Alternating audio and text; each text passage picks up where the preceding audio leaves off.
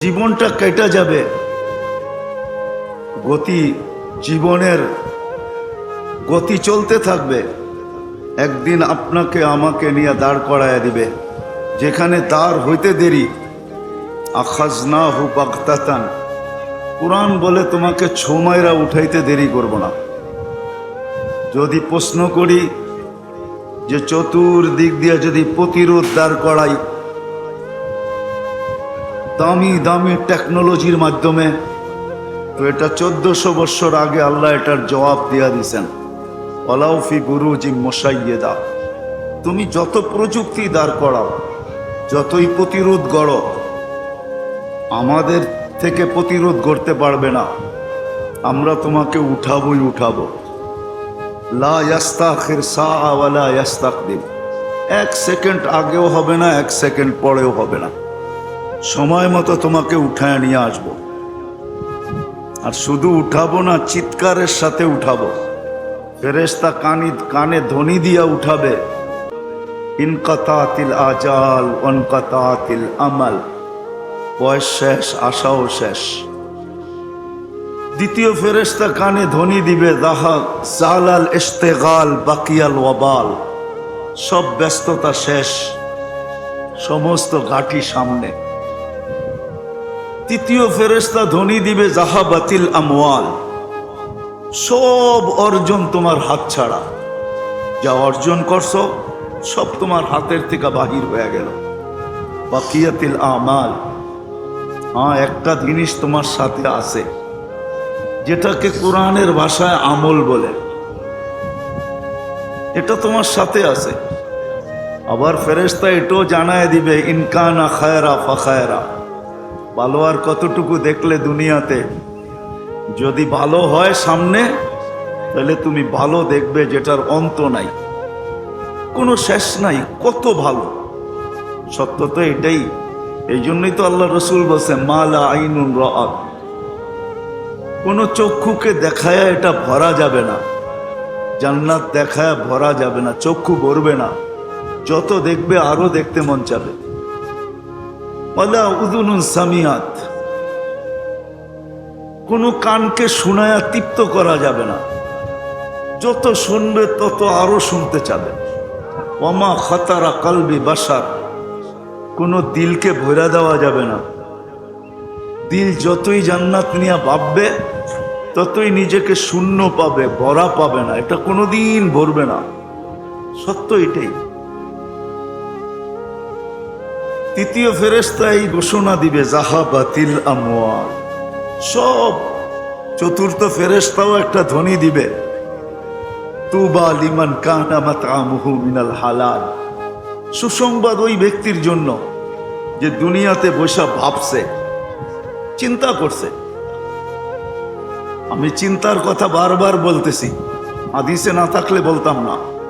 হাদিসে আছে, লা তাফাক্কুরু সাআ, সামান্য সময়ের চিন্তা 60-70 বৎসরের সমপরিমাণ ইবাদত আমার হাতে উঠায় দিতে পারে।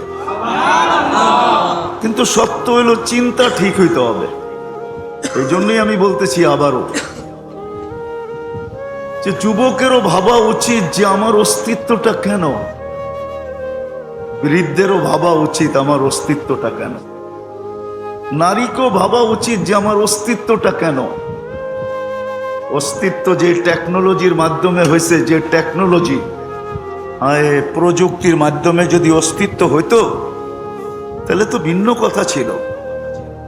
কিন্তু এক কুদরতি টেকনোলজির মাধ্যমে আমাদের অস্তিত্ব হয়েছে।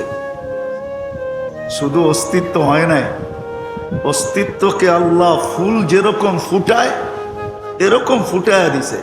ফুল আর কি ফুটছে, পাপড়ি কতক্ষণ পরে ঝরা যায়, গ্রাম থাকলে বেশি সময় থাকে না, কালারও সূর্যের আলো পাইলে মুছড়ায়া যায়, পাপড়িগুলা ফুটা যায়, কালারগুলা ঝলসায়া যায়।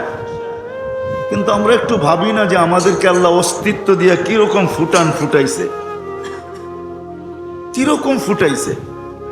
যুবকের যৌবনের দিকে যদি তাকান তো ফুটানো কিরকম, নারীর নারীত্বের দিকে যদি তাকান, পুরুষের পুরুষত্বের দিকে তাকান, তো তো বাবা উচিত আমার অস্তিত্ব কেন, এটা চিন্তা করা উচিত, নাইলে কিন্তু রাস্তা পাবে না। আবারও বলতেছি, জীবনটা কেটে যাবে, এটাকে ধরে রাখা যাবে না, এটা কাটবে। কিন্তু হ্যাঁ, যে চিন্তা করবে যে আমার অস্তিত্ব কেন, হতে পারে তার সামনে বিকাশ ঘটতে পারে, রাস্তা খুলতে পারে। তখন দেখা যাবে মৃত্যুর সময় যখন আসবে, এটা তো চিরদিন চিরসত্য আসবে, তখন দেখা যাবে কোরআনের এই আয়াত সত্য হবে, তাতানাজ্জালু আলাইহিমুল মালাইকা। দুনিয়া দেখুক আর না দেখুক, সে চোখে দেখবে যে আমার জন্য স্বাগত জানানোর জন্য, পটুকলের জন্য ফেরেশতা নাইমা আসতেছে। সে চোখে দেখবে, দুনিয়া দেখুক আর না দেখুক, সে নিঃসন্দেহে দেখবে, চাই যেই বয়সেই যাক। যুবক যদি যৌবনেও যায়, নারী যদি নারীত্বের ভিতরে যায়, সে যাবে। রব্বে কাবার কসম, কেউ দেখুক আর না দেখুক, সে দেখবে। কেউ শুনুক আর না শুনুক, সে ধ্বনি শুনবে, আল্লাহ তাখাফু ওয়ালা তাহজানু। তোমার জন্য কোনো ভয়ও নাই, তোমার জন্য কোনো চিন্তাও নাই, বরং কানে কানে হাসবে আর সুসংবাদ দিবে, আবশিরু বিল জান্নাতিল্লাতী কুনতুম তুআদুন।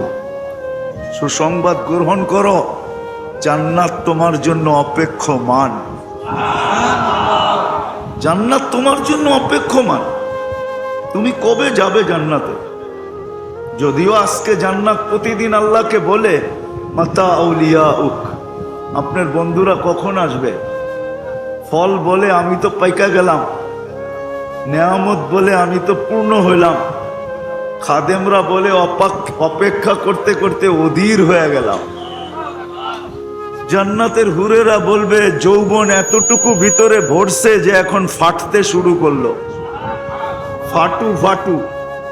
আল্লাহ বলবে, ফাসবিরি সাতালকাকি আউলিয়াই, একটু সবুর কর, বন্ধুরা আসতেছে, অন দা ওয়ে, রাস্তায় আসে, আসতেছে। তো সত্য তো এটাই, কেউ শুনুক আর না শুনুক, সে জান্নাতের সুসংবাদ শুনবে। আবার আরেকটু আগে যাওয়া যায়, কেউ দেখুক আর না দেখুক, পর্দা সরায়া তাকে জান্নাত দেখায় দিবে, এতে কোনো সন্দেহ নেই। শুধু সুসংবাদ দিবে না,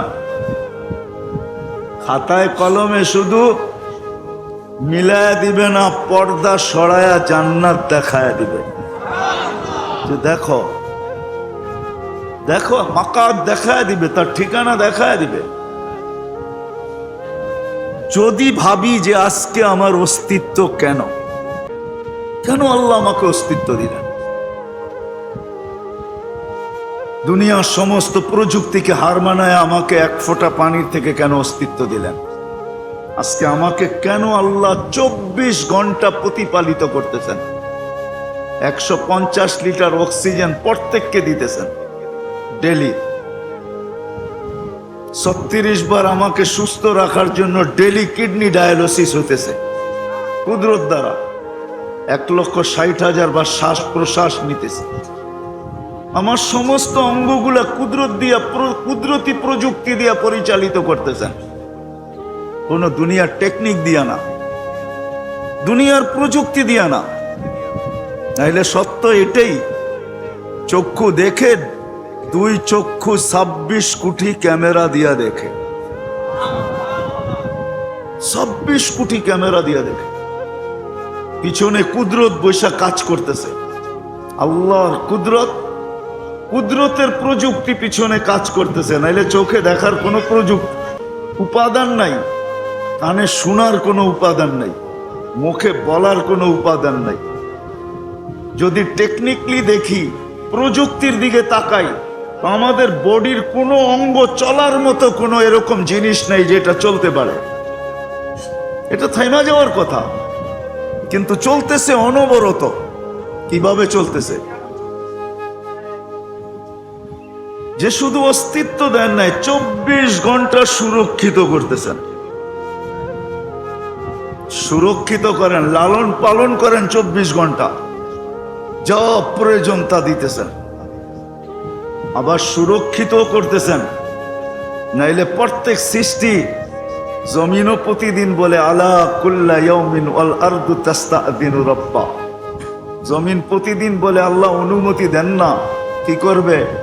কান আবতালিয়া ইবনা আদম ফি বাতনি, আমি এদেরকে পেটে নিয়ে নিব। আল্লাহ জিজ্ঞাসা করে কেন? ইয়ামশি আলা যাহরি মারহা, আমার বুকের উপরে সিনা টান করে চলে। 24 ঘন্টা নাফরমানি। আল্লাহ আমাদেরকে মাফ করো। মোবাইল আসার পরের থেকে, ইন্টারনেট চালু হওয়ার পরের থেকে, আর অ্যান্ড্রয়েড সেট আসার পরের থেকে কারো জীবন খালি নেই যে 24 ঘন্টার ভিতরে গুনাহ কতবার যে হয় এটা গয়না বলা যাবে না। বিশেষ করে যুবকরা, রাগ হয় না, তোমাদের পায়ে হাত রাখি। সারাদিন গুনার উপরে আছে, সারাদিন ইন্টারনেটের ভিতরে, কখনো গুগলে ছুটতে থাকে, কখনো ফেসবুকে দৌড়াইতে থাকে, কখনো হোয়াটসঅ্যাপ, ভাইবার, ইমো, না জানি কত কিছু বাহির হয়ে গেছে। 24 ঘন্টা গুনাহ। জমিন বলে অনুমতি দেন না, পেটে নিয়ে নেই। আলা কুল্লা ইয়াউমিন ওয়াল বাহরু ইস্তাদিনু রাব্বা, সমুদ্র বলে আল্লাহ অনুমতি দেন না। আন উগরিকা ইবনা আদম ফি কারি, আমি একটা ঢেউই আমার যথেষ্ট এদেরকে তলদেশে নেওয়ার জন্য। তারপরে আসে ফেরেশতাদের পালা। আলা কুল্লা ইয়াউমিন ওয়াল মালাইকাতু তাস্তাদিনু রাব্বা, ফেরেশতা বলে আল্লাহ আমাকে অনুমতি দেন না, আমরা ধ্বংস করে দিব। আর দুনিয়াতে প্রমাণ রাখা আছে, করেন, আমি গুইরা দেখা আসছি, আপনারও দেখা আসেন। শত শত প্রমাণ রাখা আছে, ফেরেশতারা ধ্বংস করা এখন পর্যন্ত তার চিহ্ন জমিনে রাখা আছে। একটা না, দুইটা না, অবর্ণনীয় রাখা আছে, অগণিত রাখা আছে। যান ঘুরতে থাকেন, দেখতে থাকেন। কওমের আদের মাথার খুলিও এখন রাখা আছে। 6 ফিটের একটা মানুষ এইদিকে দাঁড়াবে আর একটা ওইদিকে দাঁড়াবে, একজন আরেকজনকে পরিপূর্ণভাবে দেখবে না। মাথার খুলিটা এত বড় রাখা আছে। আমি বসুই না বলতেছি না, চোখে দেখা বলতেছি, ওই মাথার খুলি আমার চোখে দেখা আছে, রাখা আছে। ফেরেশতা বলে আমাদেরকে অনুমতি দেন না, কিন্তু কোরবান যাও, আল্লাহ আমাদেরকে চিন্তার সুযোগ দিছেন। জীবন যতটুকুই দিয়া থাকেন পুরাটাকেই সুযোগ হিসাবে দিছেন। ইচ্ছা করলে আমি যেই কোনো মুহূর্তে ব্যবহার করতে পারি। যদি যেই কোনো মুহূর্তে ব্যবহার করতে না পারতাম তাহলে এই হাদিস কোনোদিন আসতো না। ইয়াবসুতু ইয়াদাহু নাহারান হাত্তা ইয়াতুবা মাসিআল লাইল, আল্লাহ বলে সারাদিন হাত তুমি দোকান খুলা কাস্টমারের জন্য বসে থাকো, তুমি ফ্যাক্টরি খুলা প্রোডাকশনের জন্য বসে থাকো, তুমি অফিসে মাসের শেষে বেতন পাওয়ার জন্য বসে থাকো, তুমি আদালতে অন্য কারণে বসে থাকো। ও মানুষ, তুমি দুনিয়ার পিছে দৌড়াইতে থাকো যে বিকাল বেলা কিছু মিলবে, মাসের শেষে কিছু মিলবে। আমি আল্লাহ সারাদিন হাত প্রসারিত করে বসে থাকি যে কেউ আমার হাতে হাত দিয়া তওবা করবে। ফিরে আসার জন্য আমি বসে থাকি যে কেউ ফিরে আসে কিনা, চিন্তার বিকাশ ঘটলো কিনা, নারী ফিরে আসে কিনা, পুরুষ ফিরে আসে কিনা। আবার শুধু দিনে না, ইয়াবসুতু ইয়াদাহু লাইলান হাত্তা ইয়াতুবা মাসিআন নাহার, রাত্রে হাত প্রসারিত করে বসে থাকেন। আমি তো বলি দিনটা তো পুরা হাত প্রসারিত রাখেন, রাত্রে তো পুরাটা প্রসারিত রাখতে পারেন না, একটা পর্ব পর্যন্ত রাখেন। রাতের 3 ভাগের 1 ভাগ যখন অতিবাহিত হয়ে যায়, এই পর্যন্ত হাত প্রসারিত করে অপেক্ষা করেন কেউ আয়সা হাতে হাত দিয়া তওবা করে কিনা। যখন 3 ভাগের 1 ভাগ অতিবাহিত হয়ে যায় তো আর প্রসারিত করে রাখেন না, বরং প্রথম আকাশের নাইমা চলে আসেন আর আওয়াজ দিতে থাকেন, হালমিন মুস্তাগফির ফাগফির আলা, কে আসিস মাপ চাবি, আমি মাপ করার জন্য চলে আসছি। আমি তো মনে করতেছি প্রথম আকাশে আসে না, মনে হয় আকাশটা তো প্রথম আকাশটা তো আমাদের দুনিয়ার ছাদ, যেমন আমার বাড়ির ছাদ, এটাও আমাদের দুনিয়ার ছাদ। আল্লাহ আমাদের দুনিয়ার ছাদে চলে আসে, তাইলে এই হাদিস কোনোদিন আসতো না, কোনোদিন আসতো না। ফেরেশতারা যদিও বলে, কিন্তু আল্লাহ কারো কথায় কর্ণপাত করেন না, না জমিন, না সমুদ্র, না ফেরেশতা। বরং আল্লাহ উল্টা জবাব দেয়, ইন কানা আবদুকুম ফাশানুকুম বি, বান্দা তোমাদের হলে যার মনে যায় তা করতে পারো। ইন কানা আবদি, কুরবান যাও আল্লাহর উপরে। উৎসর্গ গেলেও কম হবে, জীবন বিসর্জন দিলেও কম হবে। এই কথার উপরে আল্লাহ বলে, বান্দা তোমাদের হলে যার মনে চায় যা খুশি তা করতে পারো। ইন কানা আবদি, যদি বান্দা আমার হয় তো আমি অপেক্ষায় আছি। ইন আতানি লাইলান কাবিলতু, রাত্রে ফিরে আসলে আমি বুকে জড়ায় নিব। ইন আতানি নাহারান কাবিলতু, দিনে ফিরে আসলে আমি বুকে জড়ায় নিব। ওমান আযামু মিন্নি জুহুদাম ওয়া কারামা, আমার চেয়ে বড় দাতা কেউ নাই। এই জন্য বাবা উচিত আবাসিক পরিবেশের ভিতরে বয়ান, তারপরও রোড বন্ধ করা দীর্ঘ রাত পর্যন্ত হোক, এটা সমীচীন মনে করি না। এই জন্য কথা অল্প হবে, হয়তো 10:30টার ভিতরে শেষ হয়ে যাবে। যত বেশি ধ্যান দিয়ে শুনবো, আশা করি কথাগুলা দিলে গাঁথতে পারে। তো যেটা বলতেছিলাম, আমাদের চিন্তা করা উচিত আমার অস্তিত্ব কেন, কেন কাটানোর জন্য, না আমার অস্তিত্ব প্রস্তুতির জন্য? কোনটা, কাটানোর জন্য না প্রস্তুতির জন্য? রব্বে কাবার কসম, আমাদের জীবন কাটানোর জন্য না, আমাদের জীবনটা হলো প্রস্তুতির জন্য। এই জন্যে হাদিস চিৎকার দিয়া বলে, প্রস্তুতির ইঙ্গিত দেয়, আর দুনিয়া মাজরাতুল আখিরা, দুনিয়া আখিরাতের প্রস্তুতির জন্য। এটা আমাদের স্টেশন, স্টেশন নাইলে আল্লাহ রসুল বলতেন না, কুনফিদ দুনিয়া কান্নাকা গারিব আও আবিরু সাবিল, দুনিয়া ওরকম থাকো যেরকম তুমি প্রবাসে থাকো, প্রবাসে যেরকম থাকে এরকম থাকো, নাইলে পথিক যেরকম পথ চলে এরকম থাকো। তার না তোমার গন্তব্য এটা না, এটা হলো ওয়েটিং স্টেশন, তুমি ওয়েট করতেছো, এখানে অপেক্ষা করতেছো। হ্যাঁ, বিশ্রামাগার বলা যায় অথবা অপেক্ষাগার বলা যায়, অপেক্ষা করতেছে প্রস্তুতির জন্য এই জীবনটা। যুবক, রব্বে কাবার কসম, তোমার যৌবনও প্রস্তুতির জন্য, নারীর নারীত্ব প্রস্তুতির জন্য, পুরুষের পুরুষত্ব প্রস্তুতির জন্য। আর প্রস্তুতি নিয়েই যেতে হবে। দুনিয়ায় যতটুক পাইছি ওটা হয়তো দুনিয়ার আসবাবের কারণে পাইছি। বাড়িওয়ালা বাড়িওয়ালার মর্যাদা পায়, বাড়িওয়ালা বিদায়। দোকানি দোকানদারের মর্যাদা পায়, দোকান আছে বিদায়। এরকম প্রত্যেক ব্যক্তি দুনিয়ায় যেটাই পাইছে, শিল্পপতি শিল্পপতির পদবি পায়, শিল্প আছে বিদায়। ঠিক প্রস্তুতি ছাড়া আল্লাহর কাছে মর্যাদা পাওয়া যাবে না। যুবক যদি মর্যাদা পাইতে চায় তাহলে প্রস্তুতি দ্বারাই পাবে। নারী পাইতে চাইলে প্রস্তুতি দ্বারাই পাবে, পুরুষ পাইতে চাইলে প্রস্তুতি দ্বারাই পাবে। যে পাইতে চায়, রব্বে কাবার কসম, প্রস্তুতি ছাড়া পাবে না, প্রস্তুতি ছাড়া পাবে না। এটাই সত্য, আপনি মানেন আর না মানেন।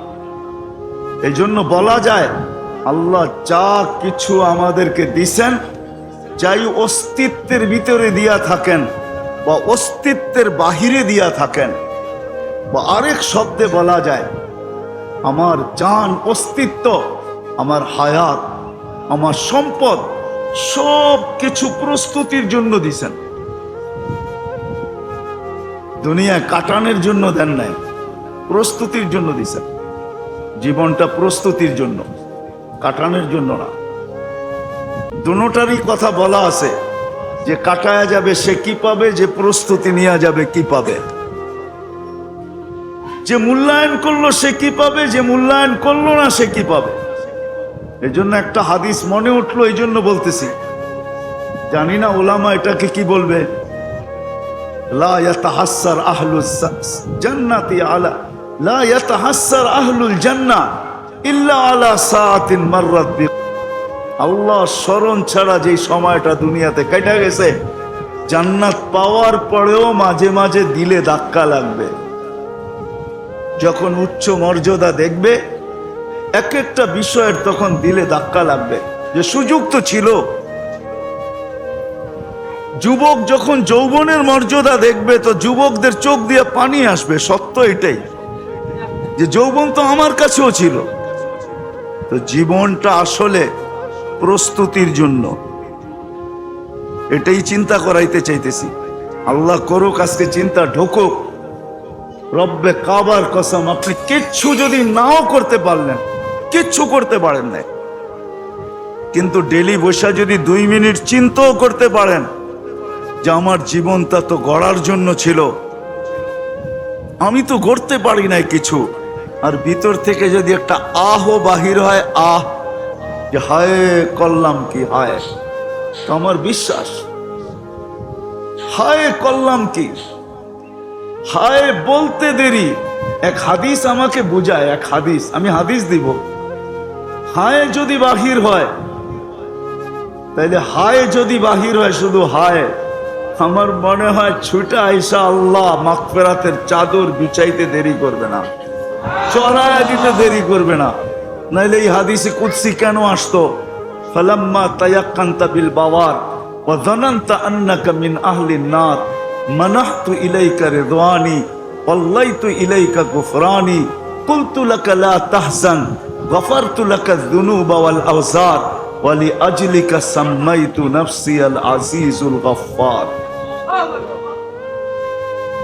কোন ব্যক্তি যদি চিন্তা করতে করতে করতে করতে এক সিদ্ধান্তে পৌঁছে যে গড়ার কথা তো ছিল, জীবনটা তো কাইটেই গেল, গড়তে তো পারলাম না, অনুসূচনা অনুতাপের হয়া যদি লজ্জিত হইল, অনুসূচনায় যদি লজ্জিত হইল, লজ্জা চলে আসলো, মাথা নিচা হয়ে গেল, চোখ দুটা বন্ধ হয়ে গেল, আর ভিতর থেকে একটা আহ বাহির হইল, আহ। তো আল্লাহ বলে ফালাম্মা তায়াক্কানতা বিল বাওয়ার, যখন তুমি ধারণা করলে যে তুমি ধ্বংস, তোমার জীবন গড়া হয় নাই, প্রস্তুতি নেওয়া হয় নাই, কাটা গেল জীবনটা, আর নিজেকে তুমি জাহান্নামী ভাবতে শুরু করলা, মানাহতু ইলাইকা রিদওয়ানি, আমি আমার রেজার চাদর দিয়ে তোমাকে ডাকতে দেরি করি না, ওয়াল্লাইতু ইলাইকা গুফরানি, মাগফিরাতের ভিতরে ডুবাইতে দেরি করি না, আর ছুটা আইসা কুদরতি হাত পিঠে রেখা এই কথা বলতে দেরি করি না, লা তাহজান, চিন্তার কোনো কারণ নাই, গফারতু লাকা যুনুবা ওয়াল আওসার, তোর গুনাহ খাতা আমি মাফ করে দিলাম, ওয়ালি আজলিকা সাম্মাইতু নাফসি আল আজিজুল গফফার, তোর জন্যই আমি আজিজুল গফফার। ওই কথা সত্য মনে হইতেছে এই হাদিস দেখলে। বনি ইসরাইলের এক বদমাশ ছিল, বদমাশ। মুসা আলাইহিস সালাম বহুত বুঝাইছেন, কিন্তু কোনো কাজে দেয় নাই। তো শেষ চিকিৎসা করছিলেন, কার দৈরা শহর থেকে বাহির করে দিছেন, জঙ্গলে মুখী করে দিছেন। বদমাশ জঙ্গলে থাকতে শুরু করছে। মৃত্যু যখন ঘনায় আসছে, তো বদমাশ ভাবতেছে মরেই তো যাব, তো দেখতে শুরু করছে মনের কথা কাউকে বলার জন্য। তো কিতাবে আছে ফালাম্মা রাআ কারিবান ওয়া বাঈদা, কাছে দেখছে, দূরে দেখছে, ইয়ামিনা ওয়া শিমালা, ডাইনে দেখছে, বামে দেখছে। রিল আমতার ওয়া আদাদা ওয়ারাকিল আশজার ওয়া আদাদা মা আযলামা আলাইহিল লাইল ওয়া আশরাকা আলাইহিন নাহার ওয়ালা তুআরি মিনহু সামাউন সামাআ ওয়ালা আরদুন আরদা ওয়ালা বাহরিন মা ফি কারি ওয়ালা জাবালুন মা ফি ওয়ারি হুয়াল আহাদুস সামাদ الذي لم يتخذ صاحبة ولا ولد خلق الخلق وأحصاهم عدد رفع السماء بقدرته بغير عمد بسط الأرض بقدرته على ماء الجمد قسم الرزق فلا ينسى من خلقه أحد ولم يكن له كفوا أحد والصلاة والسلام على حبيبنا المصطفى الذي بعثه إلى الجن والإنس وإلى الأبيض والأسود بشيرا ونذيرا داعيا إلى الله رحمة للعالمين شفيع المذنبين حريص بالمؤمنين رؤوف رحيم صلى الله عليه وعلى آله وأصحابه وأتباعه صلاة وسلاما كثيرا كثيرا أما بعد فأعوذ بالله من الشيطان الرجيم بسم الله الرحمن الرحيم لقد كان لكم في رسول الله أسوة حسنة وقال جل جلاله وإن تطيعوه تهتدوا وقال جل جلاله إن كنتم تحبون الله فاتبعوني يحببكم الله وقال رسول الله صلى الله عليه وسلم عليكم بسنتي وسنة الخلفاء الراشدين المهديين عضوه بالنواجذ أو كما قال عليه الصلاة والسلام মাদ্রাসা কর্তৃক আজকের মাহফিলের সম্মানিত সভাপতি উপস্থিত উলামায়ে কেরাম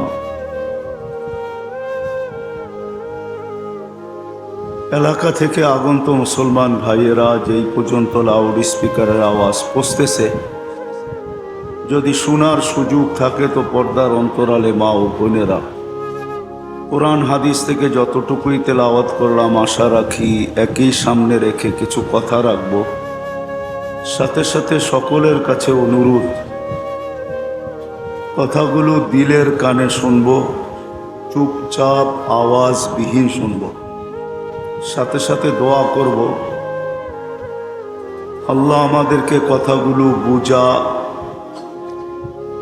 শিক্ষণীয় থাকলে শিখা এবং মানার তৌফিক দান করেন আমিন।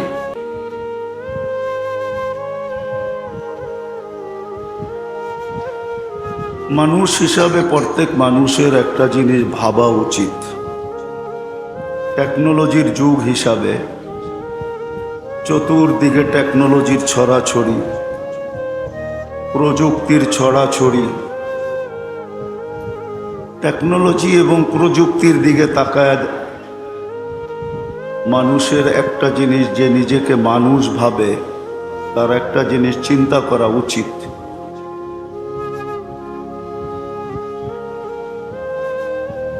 যে আমার অস্তিত্বটা কেন কেন আল্লাহ আমাকে অস্তিত্ব দিলেন যদিও দুনিয়াটা টেকনোলজির দুনিয়াটা প্রযুক্তির সমস্ত প্রযুক্তির ঊর্ধ্বে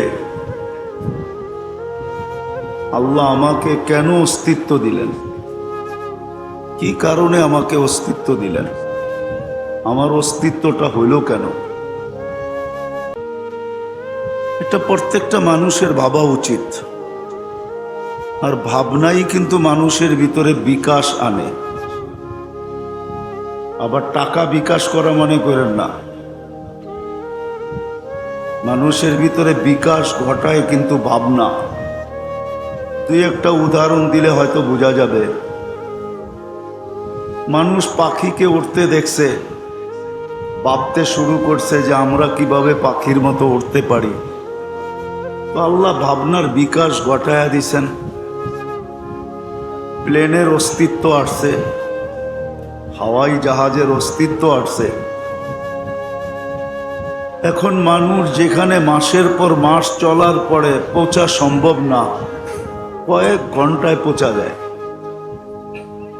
এটা কিন্তু মানুষের চিন্তার বিকাশ আবার মানুষ ভাবছে বড় বড় মজমায় মানুষের কথা মানুষের কান পর্যন্ত কিভাবে পৌঁছানো যায়। তো মানুষ ভাবতে ভাবতে লাউড স্পিকারের অস্তিত্ব আসছে। এখন এক জায়গায় বৈশা সারা এলাকাকে শোনানো যায়। আমার কথা বোঝেন তো?